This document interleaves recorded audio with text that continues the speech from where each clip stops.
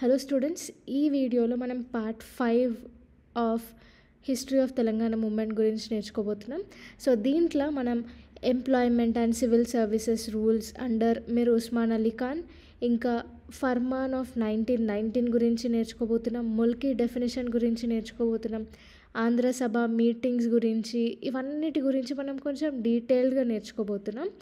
So start చేద్దాం.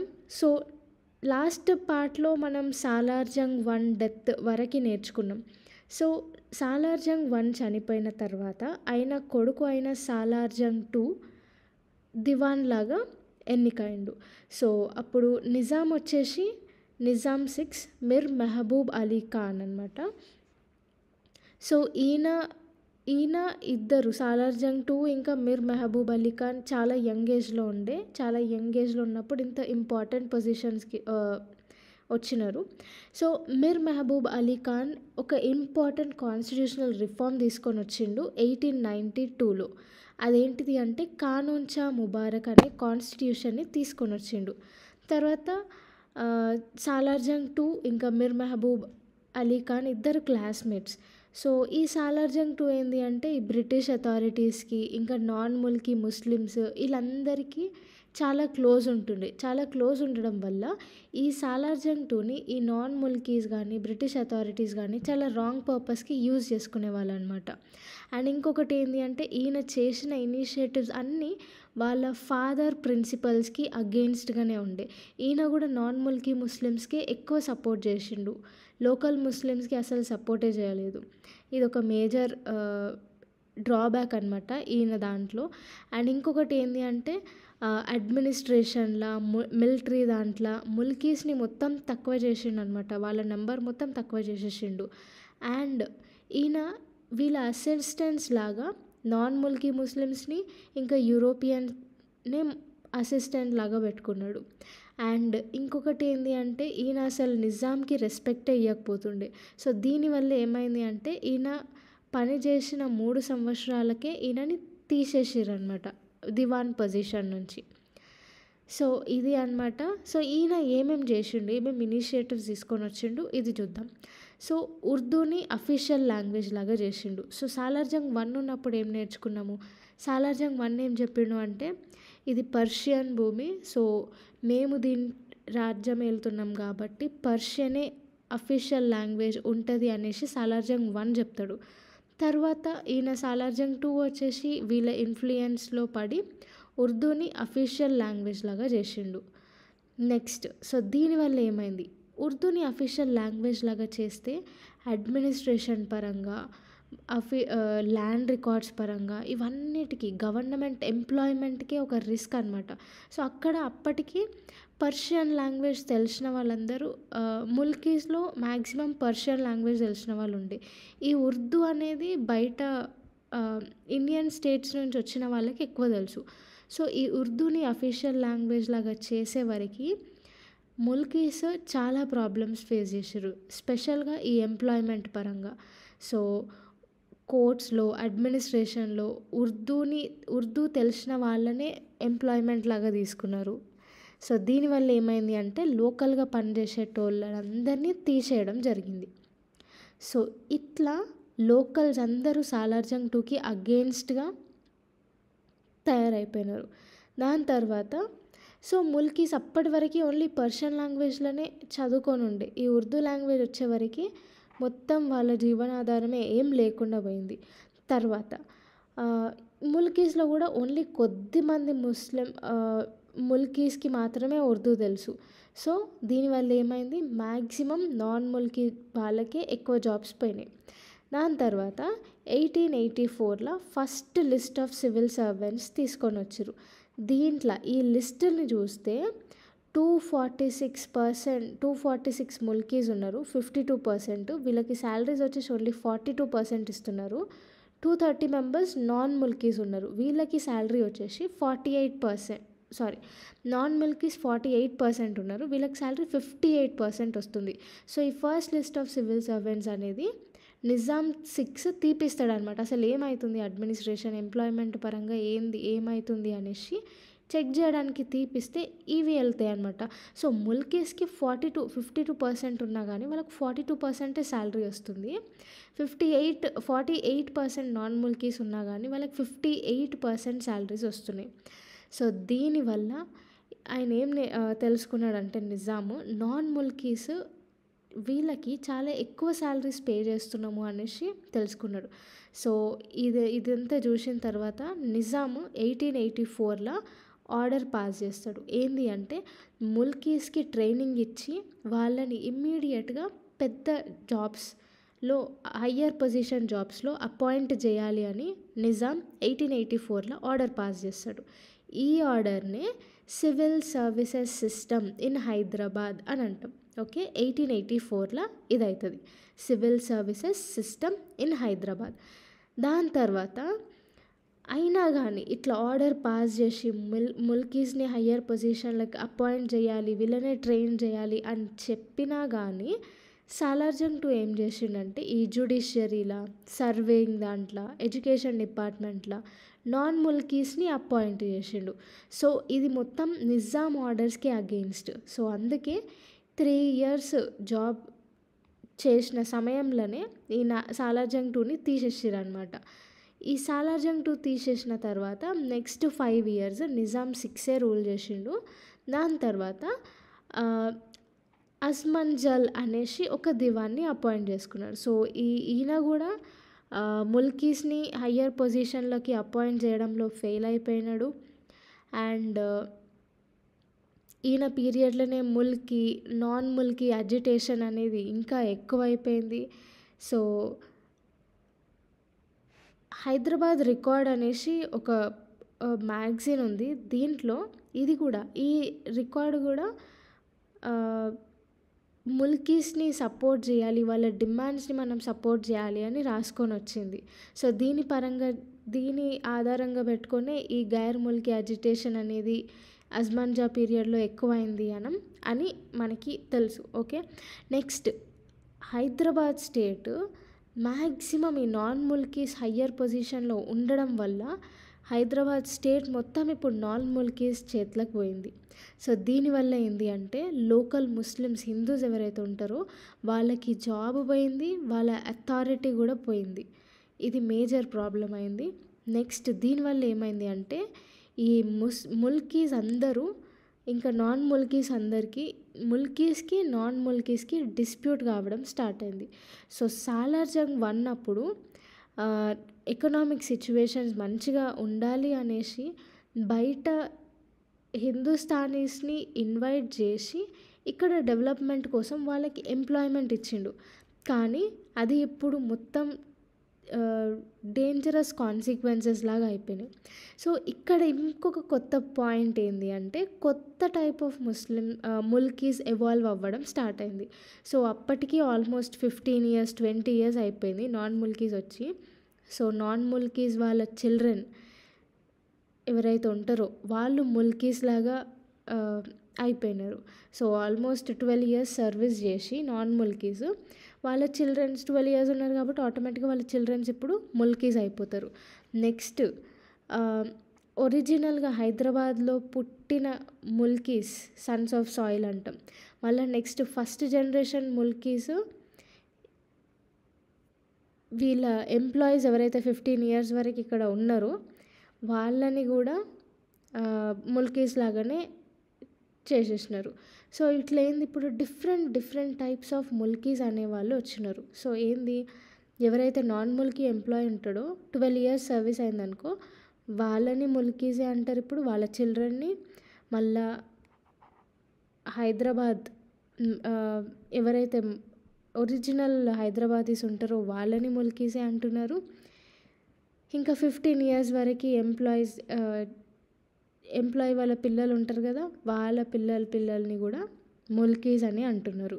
So ఇట్లా definition of Mulkis అనేది మారిపోయింది. ఇక్కడ ఇంకొక ఇంపార్టెంట్ పర్సన్ ఎవరు అంటే రాయ్ బాలా ముకుంద్.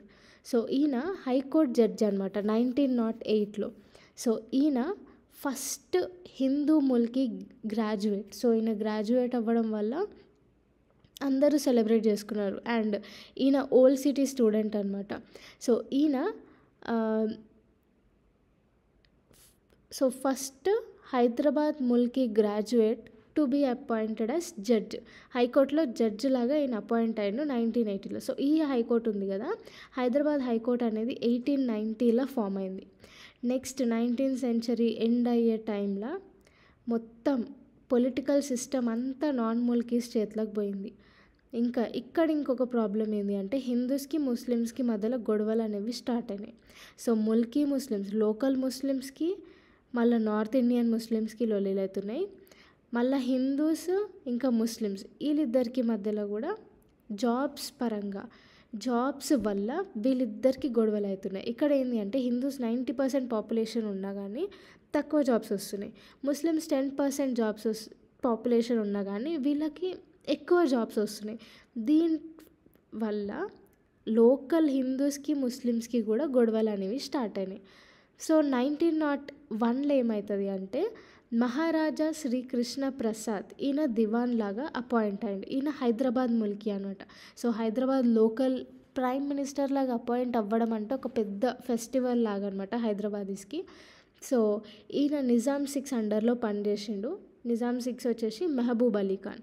సో ఈయన 1911 చనిపోయాడు అనమాట. తర్వాత ఉస్మాన్ అలీ ఖాన్ వస్తాడు. సో ఈయన శ్రీకృష్ణ ప్రసాద్ ఉన్నాడు కదా, ఈయన ప్రీవియస్గా మిలిటరీ అఫేర్స్ మినిస్టర్ ఉండే. సో ఈయన టైం పీరియడ్లో దివాన్ లాగా పనిచేసిండు కృష్ణప్రసాద్. దాని తర్వాత ఉస్మాన్ అలీ ఖాన్ టైం పీరియడ్లో కూడా పనిచేసిండు. సో అప్పుడు పనిచేసినప్పుడు ఉస్మాన్ అలీ ఖాన్ ఏమనుకుండు అంటే ఈ కృష్ణప్రసాదే ఈ బ్రిటిష్ వాళ్ళకి ఈయన పైన ఉస్మాన్ అలీ ఖాన్ పైన అగెయిన్స్ట్గా బ్రిటిష్ వాళ్ళకి చెప్పిండు అని సస్పెక్ట్ చేసి కృష్ణప్రసాద్ని ఆ పొజిషన్ నుంచి తీసేస్తాడు. దాని తర్వాత రియలైజ్ అయ్యి మళ్ళీ అపాయింట్ చేస్తాడు అనమాట 1927 to 37 టైంలో. సో ఈయన టైం పీరియడ్ అయిపోయిన తర్వాత సాలార్జంగ్ II వాళ్ళ సన్ని దివాన్ లాగా అపాయింట్ చేస్తారు. కానీ ఆయన ఆ జాబ్ చేయలేక వితిన్ మంత్స్ ఆయన రిజైన్ చేసి వెళ్ళిపోతాడు అనమాట. సో ఇక్కడ కృష్ణప్రసాద్ తెచ్చిన కొత్త డెఫినేషన్, ముల్కీస్ డెఫినేషన్ ఈయన తెచ్చింది ఇంకొకటి. ఇదేంటి అంటే ఓల్డ్ సిటీస్లో జనరేషన్స్ నుంచి ఉన్న వాళ్ళని ముల్కీస్ అని అంటారు. నెక్స్ట్ రూరల్ ఇంకా నేబరింగ్ ప్లేసెస్ నుంచి హైదరాబాద్కి వచ్చి సెటిల్ అయిన వాళ్ళని కూడా ముల్కీస్ అని అంటారు. మళ్ళీ నాన్ ముల్కీ వాళ్ళ చిల్డ్రన్ని కూడా ముల్కీస్ అని అంటారని కొత్త డెఫినేషన్ కృష్ణప్రసాద్ ఈయన టైం పీరియడ్లోనే డెఫినేషన్ పెడతాడనమాట ముల్కీస్ది. నెక్స్ట్ సో ఈ టైం పీరియడ్లో పొలిటికల్ రిఫార్మ్స్ అవుతాయి ఉస్మాన్ అలీ ఖాన్ టైం పీరియడ్లో. సో ఈయన ఫర్మాన్ ఆఫ్ 1919 తెస్తాడు. దీంట్లో ఏంటి అంటే క్యాబినెట్ కౌన్సిల్ని తీసేసి ఎగ్జిక్యూటివ్ కౌన్సిల్ని పెడతాడు. సాలార్జంగ్ I టైంలో ఏముంటుంది అంటే క్యాబినెట్ కౌన్సిల్ ఉంటుండే. ఇప్పుడు ఏమైంది, క్యాబినెట్ కౌన్సిల్ని తీసేసి ఎగ్జిక్యూటివ్ కౌన్సిల్ని పెడతాడు. ఈ ఎగ్జిక్యూటివ్ కౌన్సిల్లో ఫస్ట్ ప్రెసిడెంట్ వచ్చేసి ఈ సయ్యద్ అలీ ఇమామ్. ఈయన 1919 నుంచి 1922 వరకు దివాన్ లాగా పనిచేసిండు. సో ఈయన నాన్ ముల్కీ అనమాట, బీహార్ నుంచి వచ్చిండు. కానీ ఈయన టైం పీరియడ్లో అడ్మినిస్ట్రేషన్ అనేది ఓవరాల్గా అయితే ఇంప్రూవ్ అయింది. సో ఈ ఫర్మాన్లో ఇంకొక పాయింట్ ఏంటి అంటే ముల్కీస్కి గవర్నమెంట్ జాబ్స్లో ఎక్కువ ప్రిఫరెన్స్ ఇవ్వాలి అనేసి ఉస్మాన్ అలీ ఖాన్ తీసుకొని వచ్చిండు. సో ఇక్కడ ఎగ్జిక్యూటివ్ కౌన్సిల్లో ఒక వింగ్ వచ్చేసి లెజిస్లేటివ్ కౌన్సిల్. దీంట్లో మెంబర్స్ని పెంచినారు. డైరెక్ట్ ఎలక్షన్స్ పెట్టాలి అనేసి ఉండే. మళ్ళీ స్పెషల్ ట్రైబ్స్ ఉంటారు కదా, వాళ్ళకి స్పెషల్ స్టేటస్ ఉండాలి అనేసి, మైనారిటీస్ యొక్క రైట్స్ ఉండాలి అనేసి, రైట్ టు ఓట్ ఉండాలి వాళ్ళకి, దానికి రూల్స్ రెగ్యులేషన్స్ ఉండాలి అనేసి, మళ్ళా నెంబర్ ఆఫ్ అఫీషియల్స్ ఎంతమంది ఉండాలి, అథారిటీ పర్సన్స్ ఎంతమంది ఉండాలి, ఇవన్నీ లెజిస్లేటివ్ కౌన్సిల్లో కొన్ని రూల్స్ తీసుకొని వచ్చారు. సో ఈ ఫర్మాన్ ఇది రిలీజ్ చేశారు కదా, దీనిపైన రిపోర్ట్ చేయమనేసి జస్టిస్ రాయ్ బాలముకుంద్ని పెడతారనమాట. దీంట్లో ఆయన ఏం చెప్తాడంటే మెంబర్స్ 104 వరకు ఇంక్రీజ్ చేయాలి. దీంట్లో 50% నామినేటెడ్ మెంబర్స్ ఉండాలి, 50% ఎలక్టెడ్ పీపుల్ ఉండాలి అనేసి చెప్తాడు. ఈ రిపోర్ట్ని ఏమైతే ఈయన రికమెండ్ చేస్తాడో ఈ రికమెండేషన్స్ని మొత్తం ఈ రిపోర్ట్ని పబ్లిక్గా పెట్టలేదు. అండ్ ఈయన చెప్పిన రికమెండేషన్స్ ఏవి కూడా ఇంప్లిమెంట్ అనేది చేయలేదు. సో ఇదొక మేజర్ డ్రాబ్యాక్. దాని తర్వాత మెల్లమెల్లగా ఏమైంది అంటే ముల్కీస్ అప్పటికే ఫుల్ కోపంలో ఉన్నారు. ఆ కోపంలో ఏం చేసిర్రు అంటే association of Hyderabad state reforms అనేది ఒకటి ఫామ్ చేసిర్రు. ఎవరు ఫామ్ చేసిర్రు? 1921లో ఎడ్యుకేటెడ్ పీపుల్ ఎవరైతే ఉంటారో వాళ్ళందరూ ఈ అసోసియేషన్ ఫామ్ చేసిర్రు. సో దీని తర్వాత మనం ఉస్మానియా యూనివర్సిటీ 1918లోనే ఫామ్ అవుతుంది. సో అది మనం మెల్లగా కింద నేర్చుకుంటాము. సో ఇది రఫ్గా ఏమేమి అవుతున్నాయి స్టేట్లా అనేసి ఇదనమాట. So association of Hyderabad state reforms form అవుతుంది 1921లో. ఉస్మానియా యూనివర్సిటీలో ముల్కీస్ ఎడ్యుకేటెడ్ అయ్యి ఈ నాన్ ముల్కీస్కి అగెయిన్స్ట్గా ఇట్లాంటి అసోసియేషన్స్ ఫామ్ చేస్తారనమాట. సో ఈ అసోసియేషన్ యొక్క మెయిన్ ఎయిమ్ వచ్చేసి పొలిటికల్ రిఫార్మ్స్ తీసుకురావాలి హైదరాబాద్ స్టేట్లా అనేసి. సో ఇంకొకటి ఏంది, ఇంతకుముందు ఈ రాయ్ బాలా ముకుంద్ సజెషన్స్ ఇంప్లిమెంట్ చేయాలి కదా, ఆ సజెషన్స్ కూడా ఇంప్లిమెంట్ చేయాలి అని దీని మేజర్ ఎయిమ్ ఉండే. సో దీనిపైన గవర్నమెంట్ ఒక కమిటీ అపాయింట్ చేస్తుంది. ఆ కమిటీ వచ్చేసి నవాబ్ నిజామత్ జంగ్ బహదూర్, నవాబ్ తిలావత్ జంగ్ బహదూర్, నవాబ్ హైదర్ జంగ్, ఇంకా రాజ్ బహదూర్ కృష్ణమాచారి, వీళ్ళందరూ కూడా కలిసి ఒక రిపోర్ట్ తయారు చేస్తారు. ఆ రిపోర్ట్ కూడా గవర్నమెంట్ పట్టించుకోదు. ఓకే, సో ఈ అసోసియేషన్లో హైదరాబాద్లో మీటింగ్స్ చేయడానికి గవర్నమెంట్ అసలు పర్మిషన్ ఇవ్వలేదన్నమాట.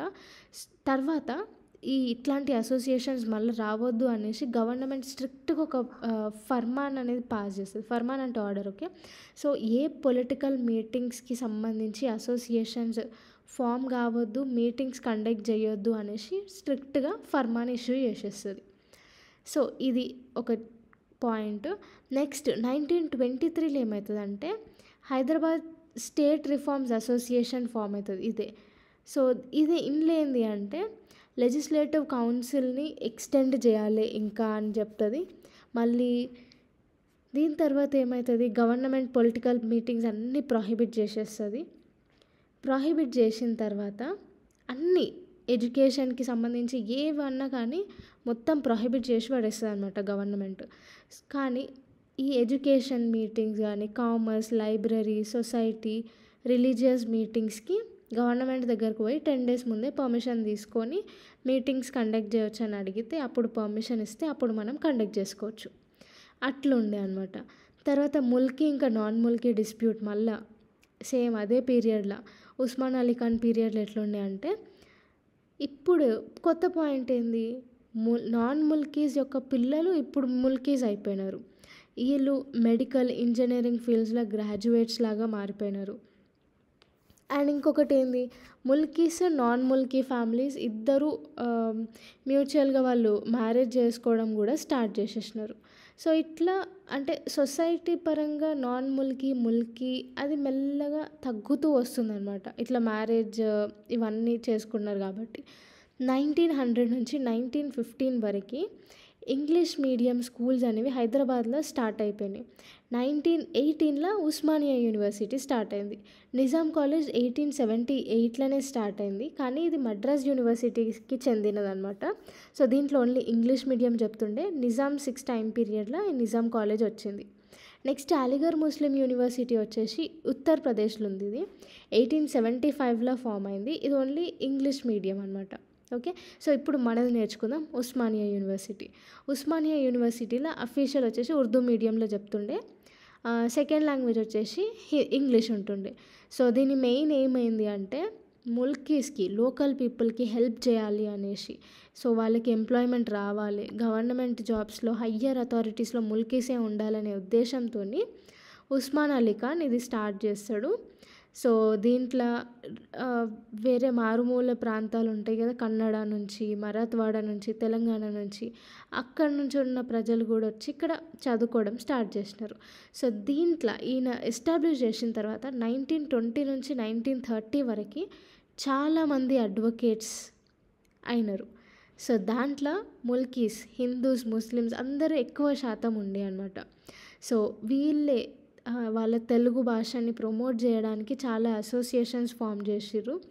అండ్ ఇందాక మనం నేర్చుకున్నాక association of Hyderabad state reforms by educated people అని ఇక్కడ చాలామంది గ్రాడ్యుయేట్స్ అయినారు, వీళ్ళు అసోసియేషన్స్ అనేవి ఫామ్ చేసిర్రు. తర్వాత వీళ్ళు వాళ్ళ లాంగ్వేజ్ని ప్రమోట్ చేసుకోవడానికి, తెలుగు ప్రమోట్ చేసుకోవడానికి లైబ్రరీస్ ఎస్టాబ్లిష్ చేసిర్రు, కొత్త కొత్త ఐడియాస్ ఇంప్లిమెంట్ చేసిర్రు. ఇక్కడ ఇంకొక ప్రాబ్లం ఏంటి అంటే టీచింగ్ ఫ్యాకల్టీలో మ్యాక్సిమం నాన్ ముల్కీసే ఉండే. 1919లో ఫర్మాన్లో తీసుకొని వచ్చారు కదా మ్యాక్సిమం ముల్కీస్ ఉండాలి అని, ఆ ఆర్డర్కి అగెయిన్స్ట్గా ఉంది. బట్ ఏం చేయలేరు, ఎందుకంటే ఉర్దూ అనేది అఫీషియల్ లాంగ్వేజ్, ఫస్ట్ లాంగ్వేజ్ లాగా ఉండే. లోకల్ పీపుల్ దీని మీద అంత పట్టు లేకుండే. సో ఫ్యాకల్టీ అనేది నాన్ ముల్కీస్ ఎక్కువ ఉండే అనమాట. సో ఇక్కడ ఫ్యాకల్టీస్లో కూడా ఇక్కడ ప్రెసిడెంట్, ఎగ్జిక్యూటివ్ కౌన్సిల్ మెంబర్స్ వీళ్ళందరూ ఫర్మాన్ ఇష్యూ చేసేటప్పుడు కొంతమంది కౌన్సిల్ మెంబర్స్ ఉంటారు కదా, దాంట్లో ప్రెసిడెంట్, ఎగ్జిక్యూటివ్ కౌన్సిల్ మెంబర్స్ వీళ్ళందరూ నాన్ ముల్కీసే. అందుకే మ్యాక్సిమం ఫ్యాకల్టీని బయట ప్రాంతాల నుంచి తీసుకొని వచ్చి పెట్టినారు. సో నెక్స్ట్ ఎడ్యుకేషన్ ఫీల్డ్లో నిజాం 7 ఉన్న టైంలో ఎట్లా డెవలప్ అయింది అనేసి. సో ఉస్మాన్ అలీ ఖాన్ ఉన్నప్పుడు చాలా ఇన్స్టిట్యూషన్స్ అనేవి వచ్చినాయి. ఆల్మోస్ట్ 1920 నుంచి 35 వరకు ఉస్మాన్ అలీ ఖాన్ 14 lakhs నుంచి 1 crore వరకు స్పెండ్ చేసిన అమౌంట్ ఎడ్యుకేషన్ పైన. మళ్ళీ ఇన్స్టిట్యూషన్స్ ఈయన వచ్చినప్పుడు 1036 ఉండే, కానీ 4800 ఇన్స్టిట్యూషన్స్ వరకు ఈయన పెంచినాడు. దీనివల్ల స్టూడెంట్స్ 66,000 నుంచి 3,64,000 వరకు ఇంక్రీజ్ అయిపోయినారు. ముస్లిమ్స్ గవర్నమెంట్ జాబ్స్ తెచ్చుకున్నారు, గెస్టెడ్ ఆఫీసర్స్ పొజిషన్స్ తెచ్చుకున్నారు, ఫ్యాకల్టీ లాగా పోయినారు. కానీ హిందూస్ అంత ముందుకి పోలేదు. సో ఇక్కడ ఇంకా ప్రాబ్లం ఏంటి అంటే హైదరాబాదీస్ చాలా తక్కువ ఉండే ముస్లిమ్స్లో, వేరే స్టేట్స్ వాళ్ళు ఎక్కువ ఉండే. ఇది ఇంకొక ప్రాబ్లం. నెక్స్ట్ ఇప్పుడు ముల్కీ అజిటేషన్ అని ఉండే కదా, ఈ ముల్కీ అజిటేషన్ నుంచి కల్చరల్ మూమెంట్స్ లాగా మెల్లమెల్లగా తెలంగాణ మూమెంట్ అనేది షేప్ అవుతూ వస్తుంది. సో దాంట్లో library moment. So Telugu people ఎక్కువ ఉన్నప్పుడు ఈ భాషని ప్రమోట్ చేయడానికి శ్రీకృష్ణదేవరాయ ఆంధ్ర భాష నిలయం కోటిలో స్థాపించినారనమాట. దాని మెయిన్ ఫౌండర్స్ వచ్చేసి కొమర్రాజు వెంకట లక్ష్మణరావు, ఈయన మునగాల ఎస్టేట్కి దివాన్ లాగా ఉండే. నెక్స్ట్ రావిచెట్టు రంగారావు, ఆదిపుడి సమంతరావు, కొమర్రాజు వెంకట లక్ష్మణరావు. సో వీళ్ళు మేజర్ ఫౌండర్స్ ఉండే. సో తెలుగు పీపుల్ ఎక్కువ ఉన్నా కానీ మన అఫీషియల్ లాంగ్వేజ్ పర్షియన్ ఇంకా ఉర్దూ ఉండే. సో తెలుగు ఎందుకు కాకూడదు అనేసి ఇట్లాంటి లైబ్రరీ మూమెంట్స్ కూడా స్థాపించినారు. తెలుగు లిటరరీ వర్క్స్ పెంచడానికి చాలా చేసినారు. దాంట్లో ఇంకొక అటెంప్ట్ వచ్చేసి ఈ 4 ఫౌండింగ్ మెంబర్సే రాజరాజ నరేంద్ర ఆంధ్ర భాష నిలయం అనేసి హన్మకొండల 1902లో స్థాపించినారు. ఓకే, సో ఇట్లా ఇది స్థాపించినారు. మళ్ళా మద్రాస్కి పోయి విజ్ఞాన చంద్రిక గ్రంథ మండలి ఇది స్థాపించినారు అనమాట 1905లో. సో దీంట్లో మెయిన్గా సపోర్టర్స్ వచ్చేసి గడిచెర్ల హరిసర్వోత్తమరావు, అచ్చంత లక్ష్మీపతి, ఇంకా డాక్టర్ సిబి రామారావు. సో ఇట్లా ఆల్మోస్ట్ 1927 ఇయర్ వచ్చే వరకు 110 లైబ్రరీస్ ఎస్టాబ్లిష్ చేసినారు. సో ఇదొక తెలుగు లిటరరీ డెవలప్మెంట్కి ఈ ఇనిషియేటివ్స్, ఈ లైబ్రరీ మూమెంట్ అనేది ఒక మేజర్ ల్యాండ్మార్క్ లాగా మనం చెప్పొచ్చు. నెక్స్ట్ ఇట్లా వీళ్ళు ఏం చేసారు, మెల్లమెల్లగా విజ్ఞాన చంద్రిక మూవ్మెంట్ అనేది స్టార్ట్ చేసినారు. సో ఈ మూవ్మెంట్ని ఫస్ట్ హైదరాబాద్కి షిఫ్ట్ చేసినారు. కానీ హైదరాబాద్లో ఎక్కువ ఊకే పోలీసు వాళ్ళు వచ్చి చెక్ చేస్తుండే, ఎందుకు ఈ మూమెంట్స్ అయితే పొలిటికల్ మూమెంట్స్ మీటింగ్స్ ఏమైనా పెడుతుర్రా లేదా అనేసి ఊకే చెక్ చేస్తుండే. ఇట్లా వాళ్ళ టార్చర్ ఎక్కువ తట్టుకోలేక మళ్ళీ ఆఫీస్ వచ్చేసి మద్రాస్కి షిఫ్ట్ చేసేసినారు. దీని తర్వాత ఈ విజ్ఞాన చంద్రిక మూవ్మెంట్ వచ్చిన తర్వాత Andhra Janasangham, Vande Mataram movement, Nizam Andhra Mahasabha in Hyderabad, agitation against non Mulki, ఇట్లాంటి యాక్టివిటీస్ అన్నీ ఇంకా ఎక్కువ అయిపోయినాయి. ఓకే, సో ఇవి మెల్లమెల్లగా ఈ యాక్టివిటీస్ అన్నీ నేర్చుకుందాం. ఫస్ట్ ఆది Hindu movement in Telangana. So ఈ ఆది హిందూ మూవ్మెంట్కి మెయిన్ పర్సన్ వచ్చేసి భాగ్యారెడ్డి వర్మ. ఈయన హైదరాబాదీ లోకలే. సో ఈయన ఒక ఎన్జిఓ ఎస్టాబ్లిష్ చేసిండు, జగన్ మిత్ర మండలి అనేసి 1906లో. ఈయన స్లోగన్స్ వచ్చేసి ఈక్విటీ, జస్టిస్, ఇంకా కోఆపరేషన్. ఈయన అన్టచబుల్స్కి వాళ్ళ వెల్ఫేర్ కోసం వర్క్ చేసిండు. ఆయన జీవితకాలం మొత్తం అన్టచబిలిటీస్ డెవలప్మెంట్ కోసమే వర్క్ చేసిండు. ఈయన ఒక పెద్ద గొప్ప సోషల్ రిఫార్మర్ అనమాట. అన్టచబిలిటీని అబాలిష్ చేయడానికి తెలంగాణలో ఈయన ఒక పెద్ద పాత్ర పోషించినాడు. సో ఈయన ఏం చెప్తాడు అంటే, ఈ అన్టచబిలిటీసే, ఈ అంటరాని వాళ్ళే ఒరిజినల్ ఇండియన్స్ అని, వీళ్ళే ఆది హిందూస్ అని అంటాడు. అందుకే వీళ్ళ పేరు మీదనే ఆది హిందూ మూవ్మెంట్ అనేది తీసుకొని వచ్చిండు. నెక్స్ట్ 1910లో ధర్మ ప్రచారిణి సభ అని ఒకటి తీసుకొని వచ్చిండు. సో ఇది ఒక పబ్లిషింగ్ హౌస్ అనమాట. 1911లో మన్య సంఘం ఒకటి ఉండే. 1912లో స్వస్తిక్ దళ్. ఇదేంటి అంటే ఎవరైతే కొలెరా ఇట్లాంటి అంటువ్యాధులతో బాధపడతారో వాళ్ళకి సర్వీస్ చేయడం ఈ స్వాస్తిక్ దళ్ యొక్క మెయిన్ ఉద్దేశం. నెక్స్ట్ వచ్చేసి ఆది హిందూ సోషల్ సర్వీస్ లీగ్ కూడా ఈయన స్థాపించిండు. సో ఇందులో మెంబర్స్ వచ్చేసి ఒకటే క్యాస్ట్ వాళ్ళగా అన్ని సెక్షన్స్ ఆఫ్ సొసైటీ నుంచి ఇక్కడ మెంబర్స్ ఉండే.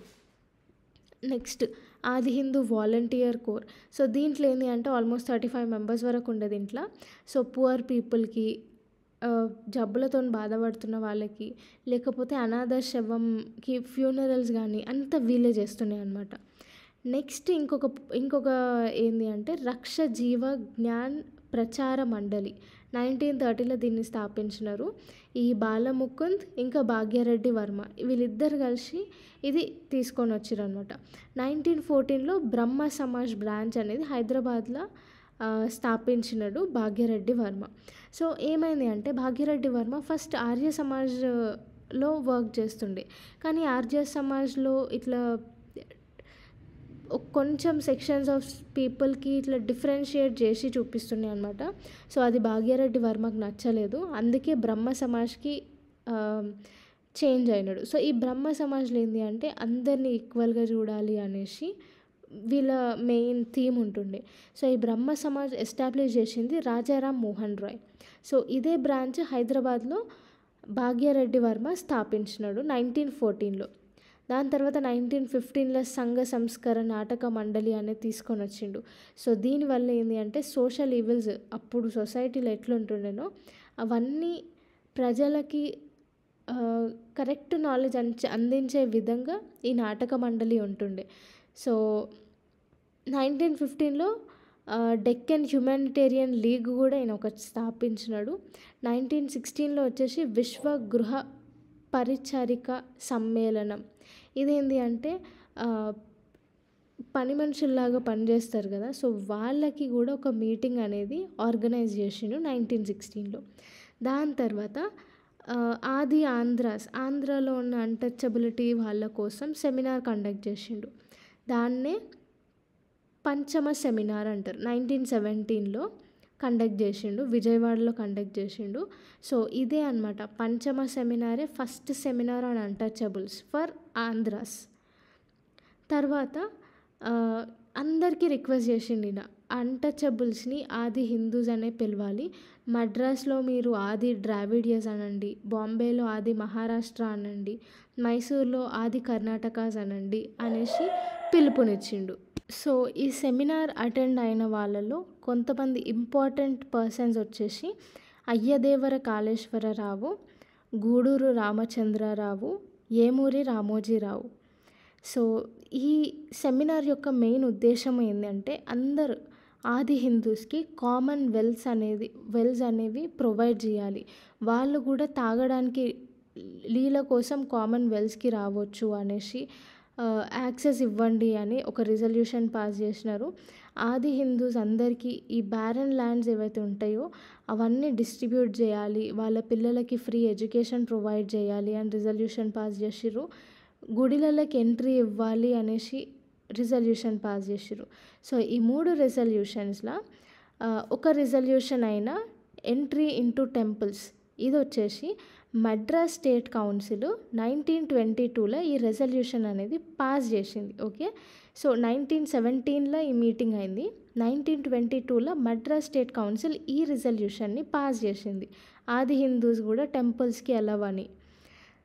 దాని తర్వాత ఈ రిజల్యూషన్ కింద ఏంది అంటే ఇట్లా సౌత్ ఇండియాలో ఉన్న ట్రైబల్ పీపుల్ ఎవరైతే ఉంటారో వాళ్ళని ఇప్పటి నుంచి పరాయ లేకపోతే పంచమ అని పిలవకూడదు అని రిజల్యూషన్ పాస్ చేసింది. మళ్ళా ఆది ద్రావిడాస్, మద్రాస్ కదా, ఆది ద్రావిడాస్ అనే పిలవాలి.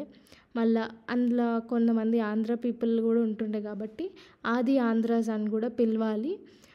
ప్రీవియస్ ల్యాండ్ రికార్డ్స్లో వాళ్ళ అన్టచబుల్స్ అని అంటాం కదా, అవి ఉంటాయి, కానీ ఇప్పటి నుంచి ఇవే ఇంప్లిమెంట్ అవుతాయి అనేసి మద్రాస్ స్టేట్ కౌన్సిల్ ఈ రిజల్యూషన్ అనేది పాస్ చేస్తుంది.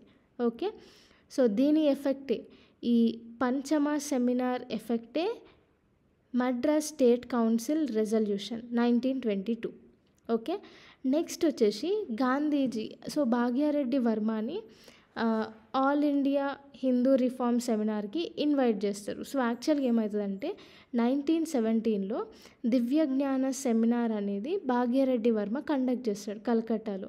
సో ఆ టైంలో అదే ప్లేస్లో కాంగ్రెస్ మీటింగ్ అనేది అవుతుంటే, సో అక్కడ ప్రెసిడెంట్ అయిన ప్రఫుల్ల చంద్రరాయ్, కాంగ్రెస్ ప్రెసిడెంట్ అయిన ప్రఫుల్ల చంద్రరాయ్ భాగ్యారెడ్డి వర్మని పార్టిసిపేట్ చేసి అన్టచబుల్స్ గురించి మాట్లాడండి అనేసి ఈయన రిక్వెస్ట్ చేస్తాడు, ఇన్వైట్ చేస్తాడు. ఈయన ఇన్విటేషన్ పైన భాగ్యారెడ్డి వర్మ అన్టచబుల్స్ గురించి మాట్లాడతాడు.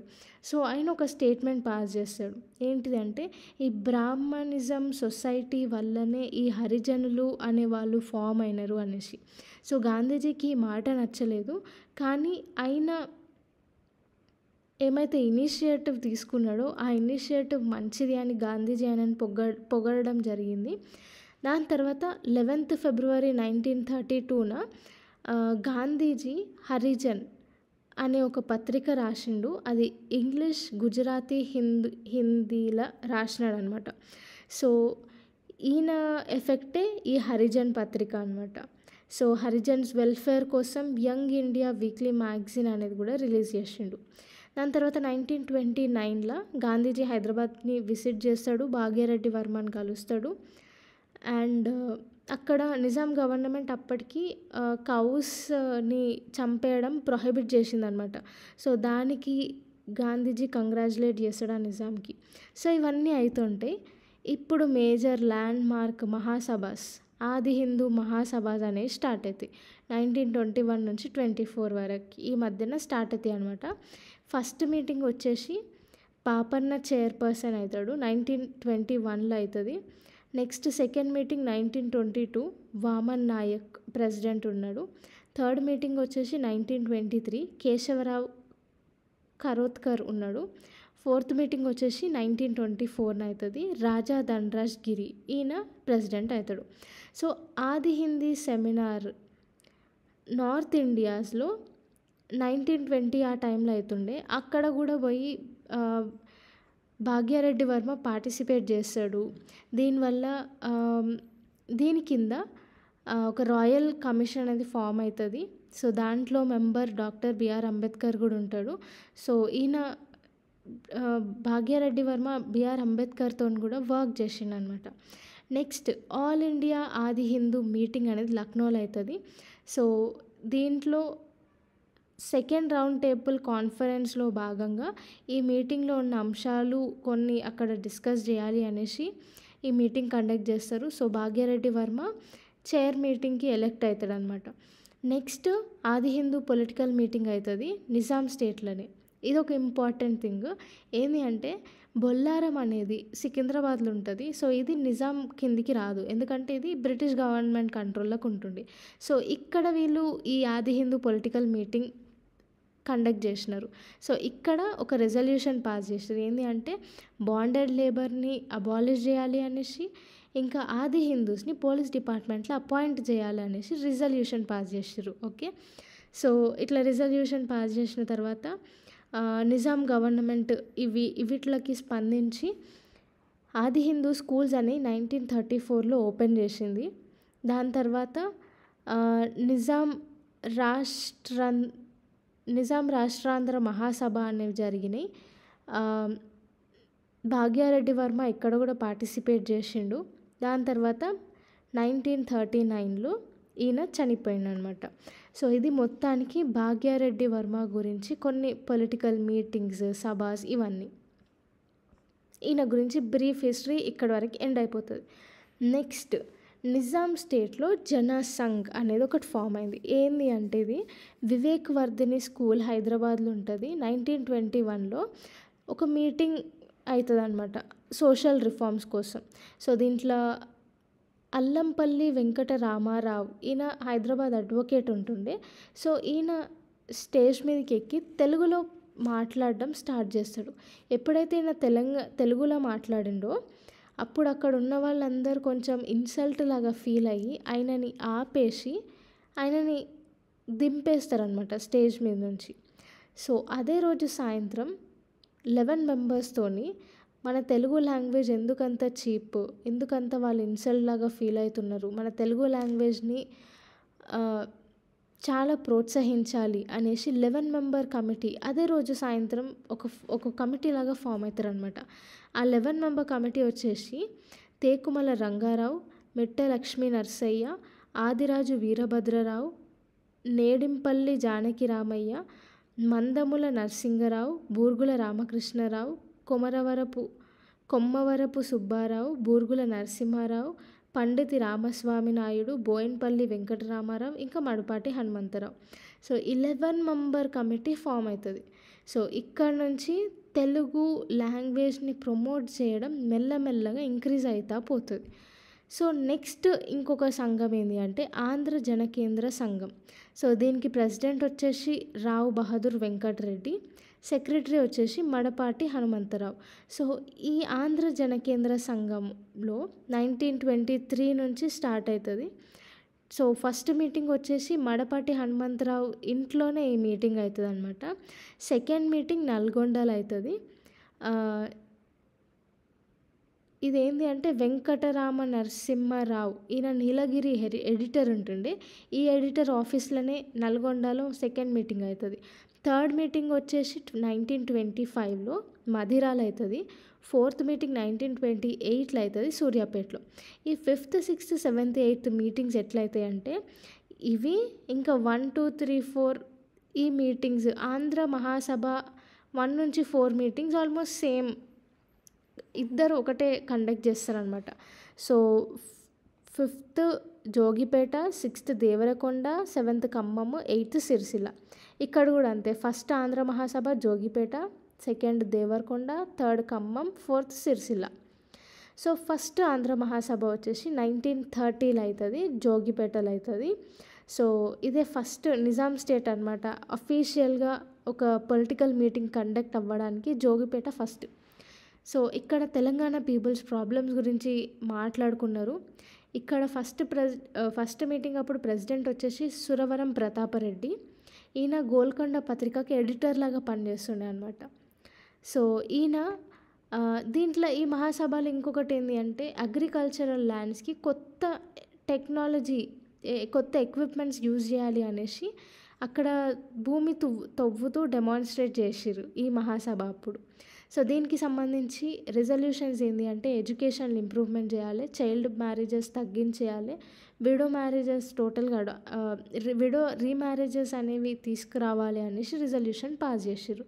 తర్వాత సెకండ్ ఆంధ్ర సభ మీటింగ్ వచ్చేసి మహాసభ మీటింగ్ వచ్చేసి దేవరకొండలో అవుతుంది 1931లో.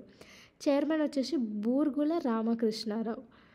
అండ్ వీళ్ళ రెజల్యూషన్ వచ్చేసి అన్టచబిలిటీని అబాలిష్ చేయాలి, బాండెడ్ లేబర్ని తీసేసేయాలి, హరిజన్స్కి ఫ్రీడమ్ ఇవ్వాలి, అంత కామన్వెల్త్స్లో హరిజన్స్కి తాగడానికి పర్మిషన్ ఇవ్వాలి అనేసి second meeting resolution. Third meeting వచ్చేసి ఖమ్మం 1934లో కండక్ట్ చేసిర్రు. దీనికి ప్రెసిడెంట్ వచ్చేసి పులిజల వెంకటరావు అనమాట. సో ఇక్కడ వాళ్ళు పాస్ చేసిన రిజల్యూషన్ ఏంటి అంటే జాగీర్ ఏరియాస్లో ఉన్న ప్రజలకి కూడా ఎడ్యుకేషన్ అనేది ఇవ్వాలి అనేసి హనుమంతరావు ఒక రిజల్యూషన్ పాస్ చేశాడు. మళ్ళీ హై స్కూల్లో సుల్తాన్ బజార్ గర్ల్స్ హై స్కూల్లో చదివే ఒక స్టూడెంట్ లక్ష్మీబాయమ్మ. ఆమె ఏం చెప్తుంది అంటే హయ్యర్ ఎడ్యుకేషన్లో మదర్ టంగ్ని ప్రమోట్ చేయాలి, స్పెషల్గా గర్ల్స్ హయ్యర్ ఎడ్యుకేషన్ స్కూళ్ళలో అనేసి ఈమె ఒక రిజల్యూషన్ పాస్ చేస్తుంది. దాని తర్వాత ఇంకా థర్డ్ రిజల్యూషన్ వచ్చేసి బాండెడ్ లేబర్ని అబాలిష్ చేయాలి, చిన్న స్మాల్ స్కేల్ ఇండస్ట్రీస్ని ఎస్టాబ్లిష్ చేయాలి ప్రతి డిస్టిక్లో, మున్సిపల్కి లోకల్ ఫండ్ కమిటీస్కి ఎలక్షన్స్ అనేవి నిర్వహించాలి, మళ్ళీ వీవర్స్ చేనేత అన్నలతోని ట్యాక్స్ కలెక్ట్ చేస్తారు. ఆ ట్యాక్స్ పేరు వచ్చేసి మొహతరఫా. సో ఇది అబాలిష్ చేయాలి అని, ఆల్కహాల్ని ప్రొహిబిట్ చేయాలి అనేసి రిజల్యూషన్ పాస్ చేస్తారు. సేమ్ థర్డ్ మీటింగ్లోనే ఉమెన్స్ మీటింగ్ అవుతుంది. ఈ ఉమెన్స్ మీటింగ్లో ప్రెసిడెంట్ వచ్చేసి సీతాకుమారి. వీళ్ళు కూడా కొన్ని రిజల్యూషన్స్ పాస్ చేస్తారు. అవి వచ్చేసి చైల్డ్ మ్యారేజ్ని ప్రొహిబిట్ చేయాలి అని, డౌరీని ప్రొహిబిట్ చేయాలి అని, స్మాల్ స్కేల్ ఇండస్ట్రీస్ని ఎస్టాబ్లిష్ చేయాలి, లోకల్ ప్రోడక్ట్స్ని యూజ్ చేయాలి, చిల్డ్రన్కి ఎడ్యుకేషన్ అందించాలి అనేసి ఉమెన్స్ మీటింగ్లో రిజల్యూషన్ పాస్ చేస్తారు. సో నెక్స్ట్ ఫోర్త్ మీటింగ్లో ఏంటి అంటే ఫోర్త్ మీటింగ్లో సిరిసిల్లాలో అవుతుంది. ఇది 1935 సంవత్సరంలో. సో ప్రెసిడెంట్ వచ్చేసి మడపాటి హనుమంతరావు. సో ఈయన పాస్ చేసిన రిజల్యూషన్స్ వచ్చేసి సేమ్ ఇంకా ఆల్మోస్ట్ రిపీట్ అవుతూనే ఉంటాయి రిజల్యూషన్స్. సో బాండెడ్ లేబర్ని అబాలిష్ చేయాలి, ప్రైమరీ ఎడ్యుకేషన్ కంపల్సరీ చేయాలి, లేడీస్కి అదే హయ్యర్ ఎడ్యుకేషన్లో వీళ్ళకి మదర్ టంగ్లోనే ఎడ్యుకేషన్ ఇవ్వాలి, జాగీర్స్లో ఎడ్యుకేషన్ ఫెసిలిటీస్ పెంచాలి, లైబ్రరీస్ పెంచాలి, మొహతరఫాని అబాలిష్ చేయాలి, ఆయుర్వేదిక్ ట్రీట్మెంట్కి కొన్ని గ్రాంట్స్ ఇవ్వాలి. ఇవన్నీ రిజల్యూషన్స్ ఫోర్త్ మీటింగ్లో. ఫిఫ్త్ మీటింగ్ షాద్నగర్లో అవుతుంది. ఇది మహబూబ్ నగర్ డిస్టిక్లో 1936లో అవుతుంది. ప్రెసిడెంట్ వచ్చేసి కొండా వెంకట రంగారావు. సో ఈ ఫిఫ్త్ మీటింగ్లో రెజల్యూషన్స్ వచ్చేసి సేమ్ ప్రీవియస్ ఏముండే అవి. ఇంకా న్యూస్ పేపర్స్కి పర్మిషన్ ఇవ్వడం, క్యాటిల్ వెల్ఫేర్ కోసం రెజల్యూషన్ పాస్ చేసిర్రు. మళ్ళా గవర్నమెంట్ కూడా కొన్ని నాలెడ్జ్ స్ప్రెడ్ చేయడానికి కొన్ని పబ్లికేషన్స్ రిలీజ్ చేయాలి అని రిజల్యూషన్ పాస్ చేసిర్రు. ఇంకొకటి పటేల్స్ పట్వారీస్కి సాలరీస్ అనేవి పెంచాలి అని, మళ్ళీ పోలీస్ గార్డ్స్ ఉండాలి జాగీర్స్లో అనేసి రిజల్యూషన్స్ పాస్ చేసిర్రు ఫిఫ్త్ మీటింగ్లో. ఇది సిక్స్త్ మీటింగ్ వచ్చేసి డిసెంబర్ 1936లో అవుతుంది నిజామాబాద్లో. ప్రెసిడెంట్ వచ్చేసి మందుమల నరసింగరావు. ఉమెన్ మీటింగ్లో ప్రెసిడెంట్ వచ్చేసి నందగిరి ఇంద్రదేవి. సో వీళ్ళు పాస్ చేసిన రిజల్యూషన్స్ చూడండి. సిటిజన్స్కి పోస్టల్ ఫెసిలిటీ అనేది అందుబాటులో ఉండాలి, ఫార్మర్స్కి ట్యాక్స్ కలెక్ట్ చేయొద్దు, విలేజ్ అసిస్టెంట్స్కి శాలరీస్ ప్రొవైడ్ చేయాలి, నిజాం సాగర్ ఫార్మర్స్ కండిషన్స్ మంచిగా ఇంప్రూవ్ చేయాలి అని, ఉమెన్స్ రైట్ని ఇంప్రూవ్ చేయాలి అని, ప్రాస్టిట్యూషన్ని మొత్తం అబాలిష్ చేయాలి, మళ్ళీ అథ్లెట్స్ ఎక్సర్సైజెస్లో ఉమెన్ కాంపిటీషన్స్ తీసుకురావాలి, భిక్షాటన మొత్తం అబాలిష్ చేసేయాలి, మళ్ళీ మ్యాటర్నిటీ హోమ్స్ అనేవి ఎస్టాబ్లిష్ చేయాలి, క్యాటిల్కి ధాన్యం అనేది ఉండాలి అనేసి ఈ 10 రిజల్యూషన్స్ పాస్ చేసిర్రు సిక్స్త్ మీటింగ్లో. సెవెంత్ మీటింగ్ వచ్చేసి మల్కాపూర్లో అవుతుంది, అత్రఫ్ బల్దా డిస్టిక్లో. సో ఇక్కడ ప్రెసిడెంట్ వచ్చేసి మందముల రామచంద్రరావు. సో 1939లో ఈ సెవెంత్ మీటింగ్ అవుతుంది. ఇక్కడ ఉమెన్ మీటింగ్ కూడా అవుతుంది. ఉమెన్ మీటింగ్లో ప్రెసిడెంట్ వచ్చేసి యోగ్యశీలాదేవి. సో ఇక్కడ రెజల్యూషన్ వచ్చేసి చైల్డ్ లేబర్ని ప్రొహిబిట్ చేయాలని మళ్ళీ రెజల్యూషన్ పాస్ చేస్తారు. సో ఈ టైంలో ఏమవుతుంది అంటే ఈ మాదిరాజు రామకోటేశ్వరరావు, బాచు వెంకటేశ్వర గుప్తా ఇలా అపోజ్ చేస్తారనమాట చైల్డ్ మ్యారేజ్ని ఎందుకు ప్రొహిబిట్ చేయాలి అని. సో ఇట్లా లెఫ్టిస్ట్ ఐడియాలజీ అనేది పెరుగుతుంది. సో ఇక్కడ ఏంది అంటే మెల్లమెల్లగా ఎక్స్ట్రీమిస్టులు, మోడరేట్లు వీళ్ళు పెరుగుతూ ఉన్నారనమాట. సో వీళ్ళకి డివిజన్ అయ్యి కొంతమంది పాతకాలం ఐడియాస్ ఇంప్లిమెంట్ చేయాలంటారు, కొంతమంది కొత్తవి తీసుకురావాలని కొందరు అంటారు. సో ఇట్లా లెఫ్టిస్ట్ ఐడియాలజీస్ అనేవి పెరిగిపోయినాయి. నెక్స్ట్ 8th మీటింగ్ వచ్చేవరకు నల్గొండలో అవుతుంది 1941లో. సో ఇక్కడ ప్రెసిడెంట్ వచ్చేసి రవి నారాయణ రెడ్డి. సో ఇక్కడ పాస్ చేసిన రిజల్యూషన్స్ ఏంటి అంటే బద్దం ఎల్లారెడ్డి హనుమయ్య చౌదరి వీళ్ళు సాయుధ పోరాటంలో పాల్గొంటారు. అట్లా వీళ్ళని హౌస్ అరెస్ట్ చేస్తారనమాట. సో ఈ సాయుధ పోరాటం అంతా మనం నెక్స్ట్ నేర్చుకుంటాం. సో ఇది ఫస్ట్ ఒకసారి మొత్తం ఇట్లా రఫ్గా చదువుకొని మెల్లగా తర్వాత అది చదువుకుంటే ఆటోమేటిక్గా మనకు క్లారిటీ వచ్చేస్తుంది. ఓకే, సో వీళ్ళ అరెస్ట్కి అగెయిన్స్ట్కి ఒక రిజల్యూషన్ పాస్ చేసినారు. 9th మీటింగ్ వరంగల్లో అవుతుంది. దీంట్లో ప్రెసిడెంట్ వచ్చేసి మదిరాజు రామకోటేశ్వరరావు. సో ఇక్కడ ఏంది అంటే రిజల్యూషన్ లాగా నేషనల్ ఇంకా ఇంటర్నేషనల్ ప్రాబ్లమ్స్ డిస్కస్ చేసుకున్నారు. 10th మీటింగ్ 1943లో అవుతుంది. రెడ్డి హాస్టల్, హైదరాబాద్లో ఉన్న రెడ్డి హాస్టల్ అవుతుంది. ప్రెసిడెంట్ వచ్చేసి Konda Venkata Rangareddy. So resolution same previous way ఉంటాయి, ఏం కొత్తవి ఇంప్లిమెంట్ చేయాలి. సో ఇక్కడ ఈ మీటింగ్ అయిపోయే వరకు ఏమవుతుంది అంటే కమ్యూనిస్టులు, ల్యాండ్ లార్డ్స్ డివైడ్ అయిపోతారు. కమ్యూనిస్టులు ఎక్స్ట్రీమిస్ట్ పాలసీస్ని తీసుకుంటే ల్యాండ్ లార్డ్స్ మోడరేట్స్ లాగా తయారవుతారు అనమాట.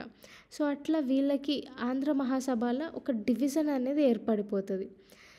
దాని తర్వాత 11th మీటింగ్లో ఓన్లీ కమ్యూనిస్టులు ఎక్కువ పార్టిసిపేట్ చేస్తారు. 1944 భువనగిరిలో అవుతుంది. ప్రెసిడెంట్ వచ్చేసి రవి నారాయణ రెడ్డి. ఇక్కడ ఉమెన్ మీటింగ్లో అలివేలు మంగతయారమ్మ, ఈమె పాల్వంచ ఎస్టేట్కి క్వీన్ ఉంటుంది అనమాట. సో ఈమె ప్రెసిడెంట్ లాగా ఉంటుంది. సో ఇక్కడ ఏం రిజల్యూషన్ అది పాస్ కాలేదు. 12th మీటింగ్ వచ్చేసి 1945 వరంగల్ అవుతుంది. ప్రెసిడెంట్ వచ్చేసి మందుముల నరసింగరావు. 13th మీటింగ్ 1946లో అవుతుంది మెదక్లో. సర్దార్ జమలపురం కేశవరావు ప్రెసిడెంట్ ఉంటాడు. సో దీని తర్వాత 1947లో మనకి ఇండిపెండెన్స్ వచ్చేస్తుంది. 1948లో హైదరాబాద్ ఇండియాలో మర్జ్ అయిపోతుంది. సో దీంతో ఆంధ్ర మహాసభ సమాప్తం. నెక్స్ట్ ఈ ఉస్మానియా గ్రాడ్యుయేట్స్ అసోసియేషన్ ఉంది కదా, 1920లో మనం ఇందాక నేర్చుకున్నాం. అడ్వకేట్స్ అనేవాళ్ళు చాలా పెరిగిపోయినారు. ఉస్మానియా యూనివర్సిటీ ఎప్పుడు వచ్చింది? 1918లో వస్తుంది. సో దాని తర్వాత అడ్వకేట్స్, స్పెషల్గా మన ముల్కీస్ లోకల్ పీపుల్ ఎడ్యుకేషన్లో చాలా ముందు వెళ్ళిపోయినారు. ఎడ్యుకేషన్లో చాలామంది ఎడ్యుకేట్ అయినారు. సో ఇట్లా ముల్కీ అసోసియేషన్స్ ఫామ్ అయినాయి. అందులో ఉస్మానియా గ్రాడ్యుయేట్ అసోసియేషన్ ఒకటి.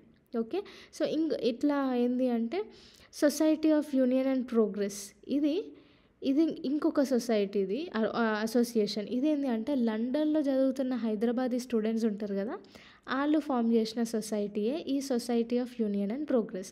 సో ఇందులో హిందూస్, ముస్లిమ్స్ ఇద్దరు ఉంటారు. ఇదేంటి అంటే 1919లో ఫర్మాన్ తీసుకొస్తాడు కదా నిజాము, ఆ ఫర్మాన్ని మళ్ళా నువ్వు అప్పుడు ఫర్మాన్ పాస్ చేసినావు కదా లోకల్ పీపుల్ డెవలప్మెంట్ కోసం, అది ఇప్పుడు ఇంప్లిమెంట్ చెయ్యి అనేసి ఈ ఆర్గనైజేషన్ యొక్క main aim. So society of union and progress అనేది 1913లో స్టార్ట్ అయింది. సో దీని కింద ఫస్ట్ హైదరాబాదీ అసోసియేషన్ అనేది ఫామ్ అయింది. దీంట్లో ప్రెసిడెంట్ వచ్చేసి శ్రీ కిషన్.